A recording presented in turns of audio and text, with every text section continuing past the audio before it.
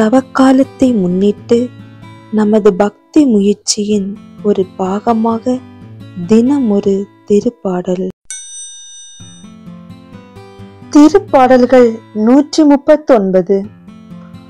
முழுமையாய் அறிந்து காக்கும் கடவுள். ஆண்டவரே, நீர் என்னை ஆய்ந்து அறிந்திருக்கின்றீர்.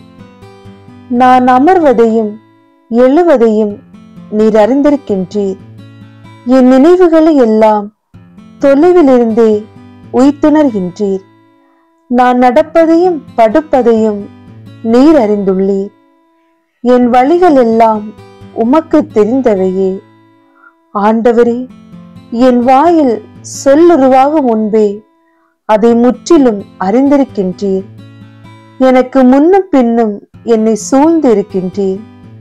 உமது கையால் என்னை பற்றி பிடிக்கின்றீர்.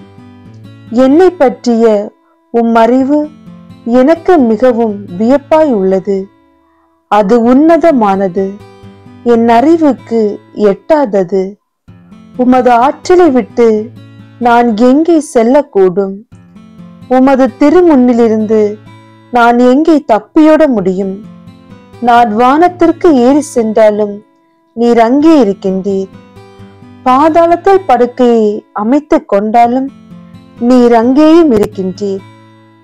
நான் கதிரவனின் இடத்திற்கும் பறந்து சென்றாலும், மேற்கே கடலுக்கு அப்பால் வாழ்ந்தாலும், அங்கேயும் உமது கை என்னை நடத்தி செல்லும். உமது வலக்கை என்னை பற்றி கொள்ளும்.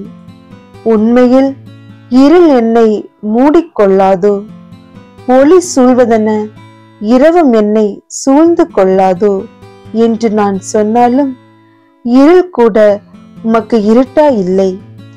இரவும் பகலை போல் ஒளியாயிருக்கின்றது.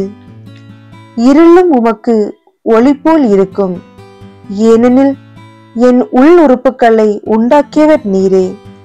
என் தாயின் கருவில் எனக்கு உரு தந்தவர் நீரே. அஞ்சத்தக வியத்தக முறையில் நீர் என்னை படைத்ததால் நான் உமக்கு நன்றி நவிழ்கின்றேன். உம் செயல்கள் வியக்கத்தக்கவை என்பதை என் மனம் முற்றிலும் அறியும். என் எலும்பு உமக்கு மறைவானதன்று.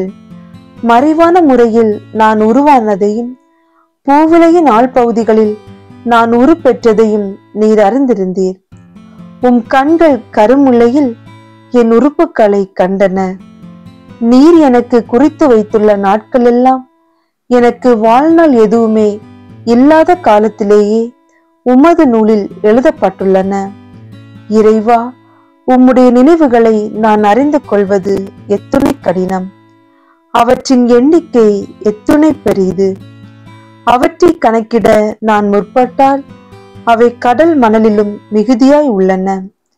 அவற்றை எண்ணி முடிக்க வேண்டுமானால் நீர் உள்ளளவும் நான் வாழ வேண்டும். கடவுளே, நீர் தீயோரை கொன்றுவிட்டால் எவ்வளவு நலம். இரத்த பழிக்காரர் என்னிடமிருந்து அகன்றால் எத்துணை நன்று. ஏனெனில் அவர்கள் தீய மனத்துடன் உமக்கு எதிராய் பேசுகின்றார்கள். அவர்கள் தலை தூக்கி உமக்கு எதிராய் சதி செய்கின்றார்கள். ஆண்டவரே, உம்மை வெறுப்போரை நானும் வெறுக்காதிருப்பேனோ? உம்மை எதிர்க்க எழுவோரை நானும் வெறுக்கின்றேன் அன்றோ? நான் அவர்களை அடியோடு வெறுக்கின்றேன். அவர்கள் எனக்கும் எதிரிகள் ஆனார்கள். இறைவா, நீர் என் உள்ளத்தை ஆய்ந்து அறியும்.